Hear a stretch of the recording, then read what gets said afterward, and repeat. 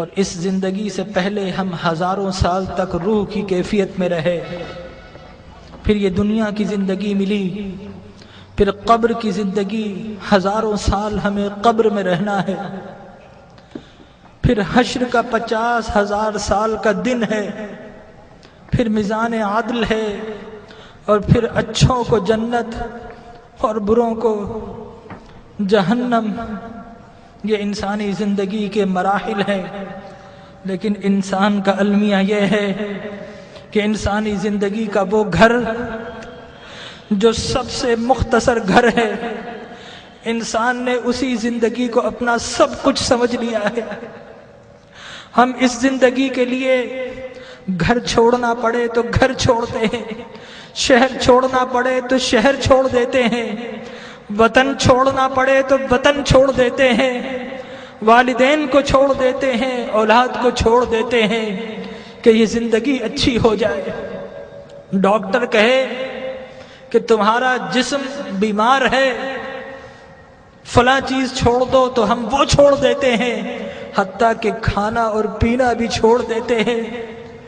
لیکن میرے بھائیوں، اپنے دل پر ہاتھ رکھ کر بتاؤ کہ کبھی اللہ اور اس کے رسول کے لیے کچھ چھوڑا ہے؟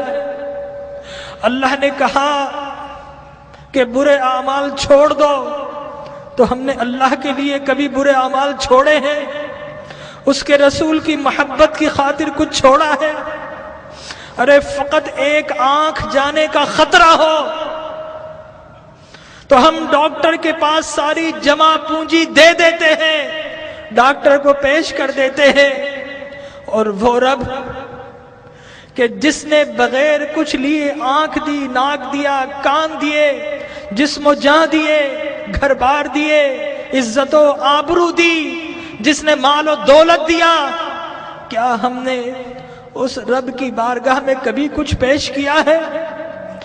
اپنے دل پر ہاتھ رکھ کر بتائیے، کبھی رات نیند کو قربان کر کے کبھی اس رب کی بارگاہ میں کچھ سجدے پیش کیے ہیں؟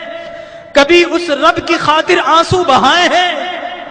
ارے اس دنیا کو سب کچھ سمجھنے والوں، اس دنیا کو بڑا ہم سجاتے ہیں، گھر میں رنگ و روغن کرتے ہیں، فانوس لگاتے ہیں، وائٹ واش کرتے ہیں، قیمتی گدے اور قیمتی سامان سے اپنی زندگی کو آرام پہنچاتے ہیں، لیکن یاد رکھیے کہ یہ زندگی 60-70 سال کی زندگی ہے۔ آگے کی جو زندگی، قبر کی جو زندگی ہے، وہ ہزاروں سال کی زندگی ہے، اور خدا کی قسم ہماری قبر ہمیں پکار رہی ہے۔ یہ ہم ہی نکمے ہیں، نہیں سنتے، ہماری قبر کہہ رہی ہے کہ لوگوں میں بھی تو تمہارا گھر ہوں، لوگوں میرے پاس بھی تم کو آنا ہے۔ اے دنیا کے گھروں کو سجانے والوں، کبھی میری سجاوٹ کا بھی انتظام کیا ہے؟ اگر نہیں کیا تو یاد رکھو کہ میں اندھیرا گھر ہوں، میرے پاس روشنی نہیں ہے، میرے پاس آؤ تو روشنی کا انتظام کر کے آنا، میرے پاس آؤ تو چراغ لے کر آنا۔ ارے میں تو لوگوں کی پسلیوں کو بھیج دیتی ہوں، میرے پاس تو ڈسنے والے سانپ اور بچھو ہیں، میرے پاس تو اندھیرے ہیں۔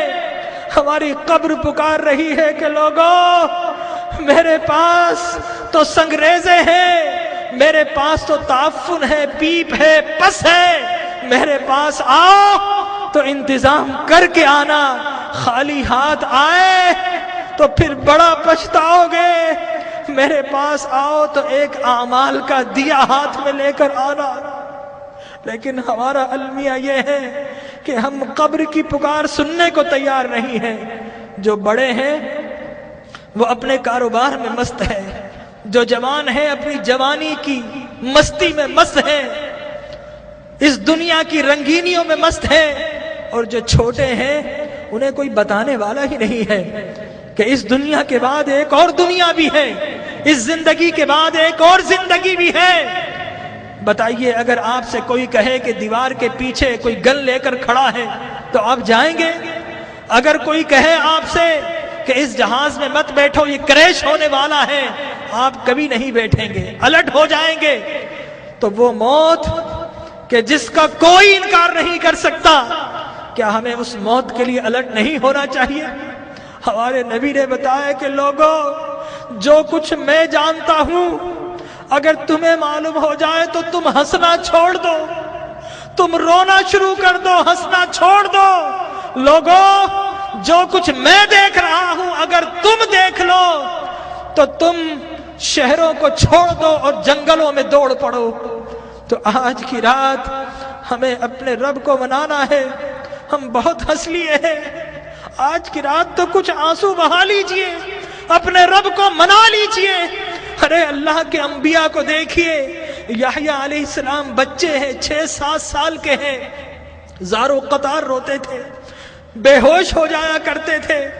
ایک روز اپنے گھر سے نکل گئے, غاروں میں چلے گئے, ماں باپ ڈھونڈ رہے ہیں, لوگوں سے پوچھتے ہیں 7-8 سال کا بچہ ہے, کسی نے دیکھا؟